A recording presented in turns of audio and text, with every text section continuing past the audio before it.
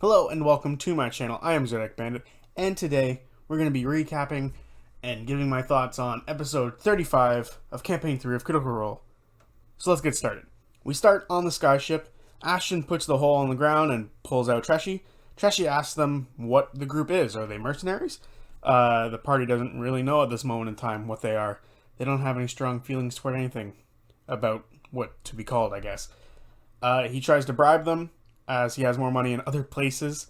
The party don't take, but want to know where the other places are, but he doesn't tell them.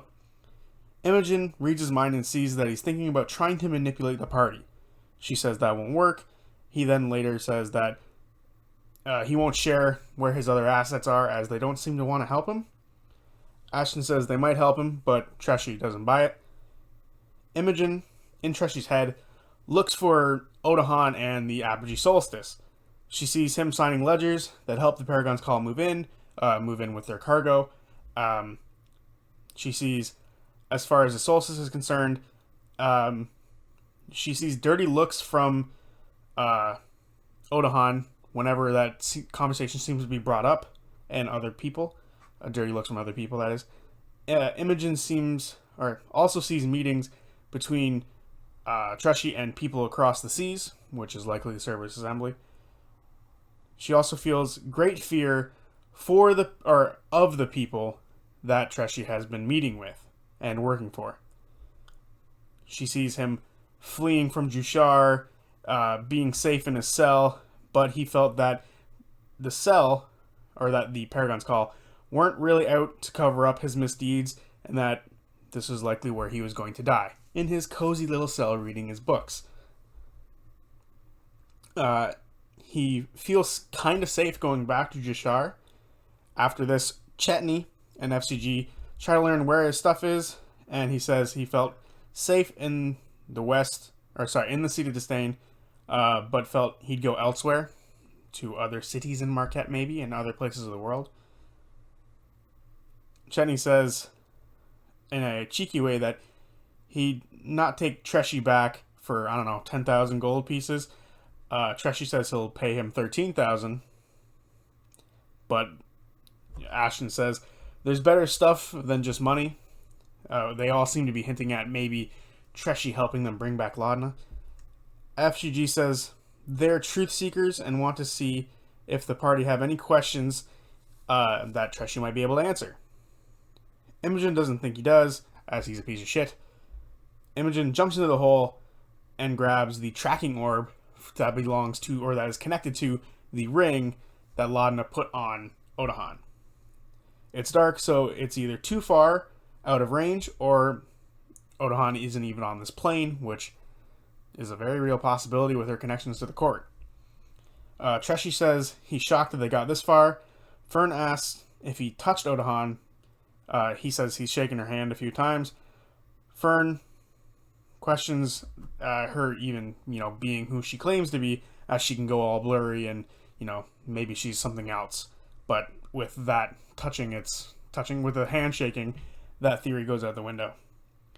They ask if he knows anything about the Red Moon. He doesn't. They ask if he has any useful info. Treshi says Imogen has been poking around his head and asks what she thinks about any useful info, and she calls him an asshole. So no, he doesn't. The party are done with him for now, so they ask Xandis where they can put him. Xandis said mold storage, which sounds awful. They throw him in mold storage and lock the door. Chetney asks Imogen why she went into the hole. She explains what Lana did with the ring and wanted to see if they could track Odahan, but it doesn't work right now. They start to talk about what they're doing next. And they say they should go to Esteros first, as that's why they're here in the first place. That's why they came on this mission. That's why Laudna's dead. And then after that, they talk about going to Eos. They talk about the Grim Verity. They talk about the Gorgine and Ajit Dial as all potential places and people they can go talk to after they go talk to Esteros. They talk about Cheney's connection to the moon and come to the conclusion that he's more connected to Katha instead of Ruidus, but based off his little memory from the last episode. I feel like there is still a connection to Ruidus potentially. They also talk about the other building sites that the enemy might have, and maybe they should track those down. But most importantly, they want to get Laudna back. So the plan, as of that very minute, becomes somehow get Laudna back, and then potentially go to Eos to learn more about Ruidus, Born, and other types of connections to Ruidus. FCG asks everyone FCG asks if everyone wants to say a proper goodbye to Laudna, but the party doesn't feel that is right quite yet, as there is still a chance that she comes back. Orym says she's different and probably won't fit the same situation as most when they are brought back. They ask Ashton how they came back, but they don't really know how they came back to life. It's all different depending on who it is, apparently. At this point, they talk about splitting her stuff, but they don't split her stuff up until a little bit later. Fern says Ashton brought up Hexam before as an option. Imogen also says she might be able to talk to Delilah as a possible option. Orym says that Delilah's dead, but Imogen doesn't necessarily agree. Ashton says she's an option a little further down the spiral, which is a hilarious way to put it. Orym says, what if they took Laudna to Whitestone, where she became undead, that's where she was born and reborn.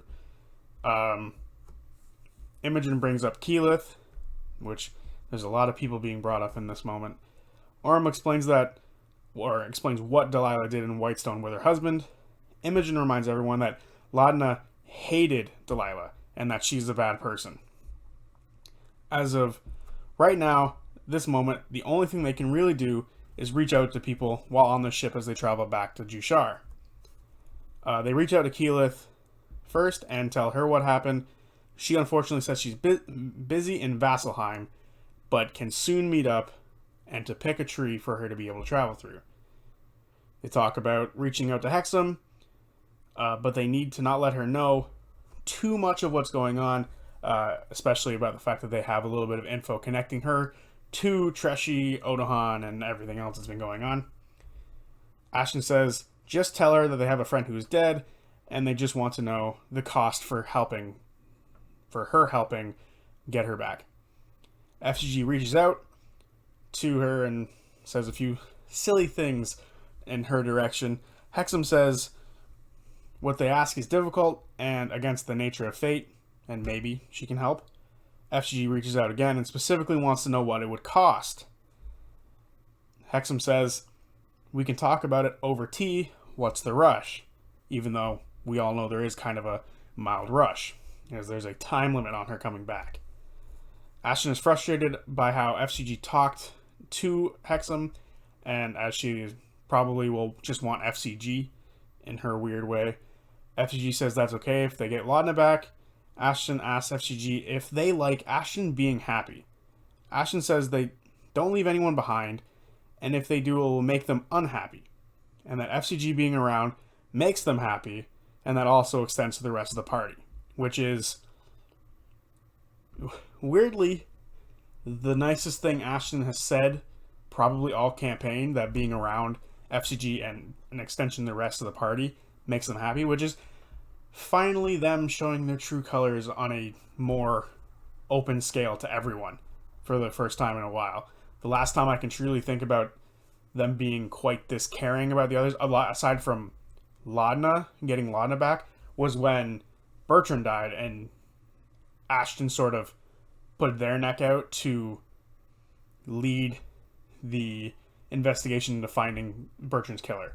That was the last time I can think about Ashton getting this sort of passionate and emotional about this kind of stuff. So yeah, that's interesting to me anyway. Around this time, Ashton also asks Imogen if they can dive into their mind and learn more about the night where they tried to attempt a heist on Hexam, just for certain reasons. During the night, Chetney looks at the moon, and also FCG casts Shared Dream on Imogen. They do this every night to see if any dreams come up. Chetney looks at the moon and hears a howl, a loud howl. He looks for where the howl is coming from, but can't find it until he realizes that it's his howl. He stops and looks at his hands and sees fur before the fur starts to go away. Chetney says, I guess it's time soon. Very ominous from Chetney. Also, I felt like writing this down for whatever reason. I think I found it creepy. Imogen sleeps next to Laudna's body in the hole, which to me is kind of weird. I get it, that's your best friend, but I don't know, that just seems weird to me. Just a little weird. The next day, the ship is going into a massive sandstorm and the crew starts to batten down the hatches. Sandus warns everyone, shit's about to get real, people. The party start to help get ready for the storm. They start helping the crew so they can make it through safely. Ashton tries to keep a sail upright, but can't, and the sail breaks and is right now barely hanging on. The ship is now not balanced, so Chetney goes over to the other side and grabs onto a rope and pulls it tight with another member of Xandus' crew. They pull it to match the other side, so now they can fly a little bit better. FCG casts Enhance Ability on Xandus to help them fly. They fly low, bouncing off the sand a little bit below the storm before they start to hover down properly. The wind down here is nowhere near as bad. Imogen casts Calm Emotions on the crew to keep them on task and not to freak the fuck out. This helps the crew and Xandus fly through the windstorms, being able to catch the wind in the proper ways. Fern casts Guidance on Xandus to help them dive through the rest of the storm, but unfortunately the backside of the skyship is hit hard by a gust of wind, and the sail on the other side that is already half broken completely falls off. Fern tries to help with plant growth, which only ends up growing some plants out of the wood as the mast disappears into the sandstorm. Dex saves time. The party try to grab onto something. FCG is sent flying, and unfortunately, due to the ship spinning, those who saw them go flying no longer know exactly which direction they went. FCG lands hard on some rocks, which is rough. Xandus starts to pull on the wheel, going straight up into the air, the exact opposite of what they just did a few moments ago. Strength save time. Orm and Chetney both roll ones, and Imogen and Fern also roll really low. Ashton watches the ship rise and eventually emerge from the storm and sees the sun, and also sees that they are the only member of the Hells still on the ship. Everyone else hits the ground hard, also landing on rocks and taking a ton of damage, and they are also all scattered from each other. After about 20 minutes, the storm subsides. Ashton stops the airship and says they don't move on until they find the rest of their team. Fern starts to shout. The desert is very hilly and not flat. Chetney looks for holes in the ground, and Orm does the same. They don't see any sinkholes near them at this very moment. They can all hear Fern yelling, and eventually she starts playing her pan flute. This is what's getting them all to converge on the same place. The airship starts to slowly move back down. They all gather toward Fern. Fern sees her friends come closer, and she also sees the dunes around her begin to start getting higher, as if she's sinking. She then leaps out of the sinking space, and she turns and sees two pincers coming out of the ground where she was. She walks in a weird way so that the thing that is trying to eat her doesn't track her movements properly. They continue to move toward each other as FCG is getting closer. The ground starts to move around them. Fern tells them to stop and to follow her movements. They look for whatever she's talking about, and they choose to follow her footsteps. As they meet each other, the ground begins to sink around them once more. The rest of them see them, but they watch as Fern and FCG vanish down into the sinkhole, seemingly. Imogen Missy steps to them and casts Fly on FCG, whereas Fern tries to rush out of the sinking hole, but she can't.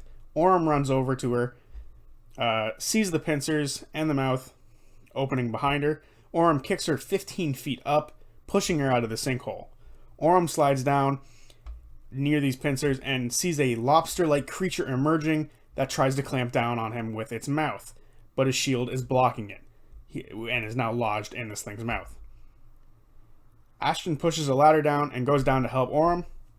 Imogen tries to fly over to Orym and grabs onto him, but he will not let go of the shield, and that shield is currently stuck in the creature's mouth. Imogen tries to cast command on it, but it doesn't work. Fern uses her ring and casts telekinesis on the shield, which pulls the shield free and pushes Orym and Imogen free. Ashton gets Fern. FCG flies over to get Chetney, as Chetney is now standing on a rock, Tremors style. If you don't know what Tremors is, go watch the first Tremors. It's hilarious and just good. Tremors style is how he's standing on one of these rocks. As Ashton lifts Fern up to the ship, they try to pickpocket her, but they're unsuccessful. They all land on the airship once more.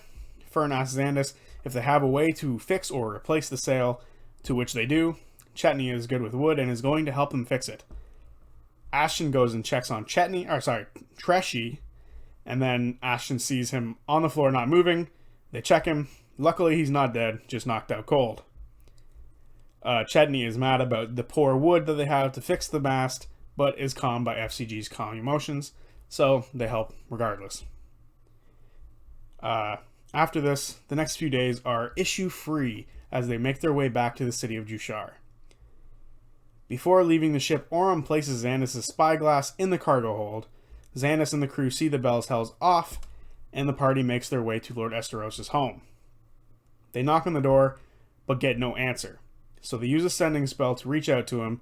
He says he didn't know if it was them or not, and then slowly makes his way to the door and takes his time to unlock it, as to not set off any of the traps that he has had all over his home, which is psychopathic in how many he seems to have.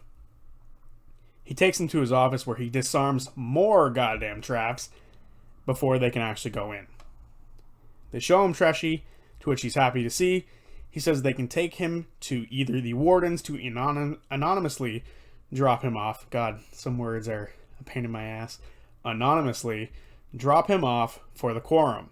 Or they can take him straight to Orlana Shishadri, I hope I'm saying that right, who is a member of the quorum. But the party isn't really concerned about that right now. They ask Esteros if he has a way to bring Laudna back.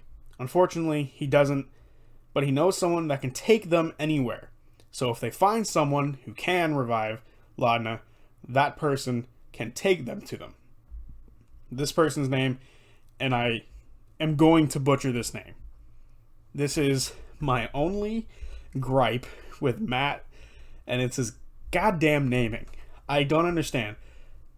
Mania Turi is how I'm going to pronounce the name, because every time everyone else on the show tried to pronounce it, it was different. So I'm just going to say Mania from now on, because that's going to be easier for me. After this, the party explains what happened in Bassaris. Everything they learned about Rudis, Odahan, the Unseelie Court, etc. He thinks this is much deeper than what it initially was, and doesn't just concern the city anymore, but all of Exandria. Dun dun dun. I'm stupid. He says he'll be ready for Odahan and won't run if she's coming for him. He says he'll also keep Laudna's body safe as they go and drop off Treshi. They choose it's better to drop him off directly to the quorum, as they can make new connections and possibly get the reward changed to somehow bring Laudna back. So they go to the Shante Quorum Chambers, where the ball was held so long ago, back when we had our boy Robbie Damon here still. They are met by guards who ask them what they're doing here. The party tells them they're here for Treshi's bounty. Imogen tells one of the guards in their head that they have Treshi. This gets the guards to go get Shishandri. She comes out and asks for proof that they have him. They drop the hole and pull him out. After this, she tells the guards to give them some space after they take Treshi away. She also pays them a ton of gold. After they are paid, they walk around with her a little bit, and they ask her a few questions about if she knows the Nightmare King, to which she's only heard of him. They ask if she knew of Odahan, and she in fact did, as the quorum had a few meetings with her on Treshi's, behest. But once it was clear what Treshi's intent was, the meetings with Odahan was halted. The party also tried to tell her about the Cerberus Assembly's connection to all of this stuff with Odahan, but they have no proof of this outside of knowing their symbol, which we all know that they're connected, but they couldn't prove it in that moment because they tossed the box that they had. They ask her if she knows anything about Ruidus and the Apogee Solstice, to which she claims she doesn't know about. After this, she walks away from them, letting them go with no other leads on how to bring Laudna back, only saying that there are people that they can pay to use, to get her back, as she herself doesn't work in divine favors. So, at least we know there are people around who can do it. After this, the party go to the Spire by Fire, or is it the Fire by Spire? I always confuse the two names. They get rooms, and now it's mind diving time. Imogen and FCG both dive into the mind and memories of Ashton. Ashton starts to think about the Hexam heist. They see Ashton break into the house with the hammer in hand. It's a different hammer than the one they have now. They go upstairs, they find a box, and hold a vial of possibility. Or a potion of possibility. Then a bunch of runes on the ground begin to glow, a flash of white, a gap in time, and the white turns back to color. Ashton's focus returns, and they see the balcony moving away from them before darkness. This is where Imogen and FCG try to fill in the gaps. They come across a thing of glass within the mind of Ashton. FCG pushes through it, but Imogen can't. FCG sees Ashton getting dragged back to Milo's place and watches as Ashton goes in and out of consciousness as Milo tries to fix them. Eventually, Milo fills Ashton's head and the rest of their body with a clear white substance, but this is where Ashton begins to fade completely. Milo finds the potion of possibility, the vial of possibility, and puts it in Ashton, which brings them back completely. Imogen sees a bunch of different Ashtons, some beggars, some knights, some injured, some not. Some are human, some are Genasi. They see a bunch of different possibilities of what Ashton could have been. Some of them are injured, some of them are, not. I think I already said that. After this, FCG tries to find Imogen, but gets caught in some sort of trap within the mind of Ashton, and they see themselves as Ashton. They feel their strength, but they also feel their pain. Where there is strength, there is pain. Where there is pain, there is strength, as Matt utters to them. Imogen sees FCG and tries to go through the glass, but can't. They try to get Ashton to wake up. On the outside, Ashton is bleeding a lot and is constantly repeating the same thing. That they broke in, they picked up a vial, and that was it. And then they keep repeating it. Fern looks into their head and sees the usual firework display going on within the crystallized head, and then also sees two black shapes that seem familiar. Imogen casts command and tells Ashton to awaken, and this finally works. They all get out of Ashton's head and apologize for everything that just happened to them, and they tell the party what they saw, and they also come to the conclusion that there's no more mind dives on Ashton for a while. The party rests up. During their rest, Imogen reaches out to Delilah and asks what she has to do to get her back. Delilah says whatever it takes, that she herself is fading and will take Laudna with her, because she's a goddamn bitch. Fuck Delilah. Super bitch. That was so beyond cold. It wasn't even necessary. It's just not necessary. So mean. The next day, the party go to meet, and it's the dreaded name once more, Mania, and they grab Laudna's body on the way. They then go to the collective of Bodhan, which is basically the city's builders and designers, or a collection of them. They're led to a forest with 100-ish trees. This is where they meet Mania, a female gnome who seems to be in their late 40s, maybe, and they have long black hair with tons and tons of flowers in a wreath pattern. Mania asks them, or Mania greets them, says that they're aware of the deal with Esteros and wants to know where they want to go. Orym makes a wisdom save and succeeds. Strange. Imogen reaches out to Keyleth and asks where she is. They're going to teleport to her soon. She says she's trying to find them, but got some interference. I wonder what that save was, Orym. Imogen tells her where they are. Keyleth says, found you. And a few moments later, a tree near them, bursts open with green magic as Keyleth, with her massive crown of antlers and her long flowing leaf cloak and robe, comes through the portal. Orym explains what Orym needs from Keyleth and explains that she's different from other people and all that. But Keyleth doesn't quite know how to help, but she does know people who can, and she opens the tree up once more and opens a portal to what seems to be Whitestone. Fuck that. It's Whitestone. It's Whitestone with the boat houses and the castle on top of the hill. It's Whitestone, people. I think everyone knows that. I don't know why I was trying to be mysterious about where they're going. It's obviously Whitestone. And that's where the episode ends, with the party stepping through the tree, leaving Mania speechless about her not being used at all in this moment, which was hilarious. All in all, this was a very, very fun episode, and obviously it didn't match any emotional lows or highs of the last one, but it was still really good, still really fun. And yeah, I think that was a good episode to kind of give us a break on, as now we can collectively relax, and it seems within the next episode or two we're going to get Laudna back. Hopefully, as long as no rolls fail.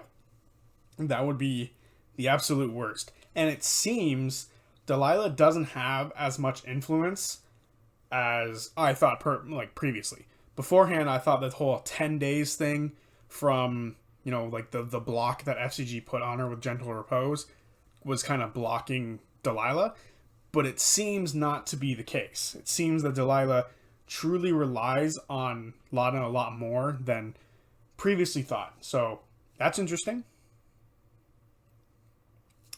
Aside from that, I think the party need to start hoarding more evidence instead of tossing it, which was an unfortunate move by Chet. Come on, Chetney, what are you doing? But yeah, very, very enjoyable episode. Some weird the issue with Jushar is back, where they bounce around the place a lot, like going over gondolas and go from one spire to another, and you very quickly lose track of which spire they're on. I found that happening immediately now that we're back in Jushar, so hopefully I get my bearings again while watching these episodes and I figure out Jushar once more. But that's been this week, so yeah, I will see you guys on Tuesday with the next video, and then Friday with another video that I have to come up with now because I don't have that slot filled by an episode of Critical Role recapping. So yeah, see you guys then. Peace.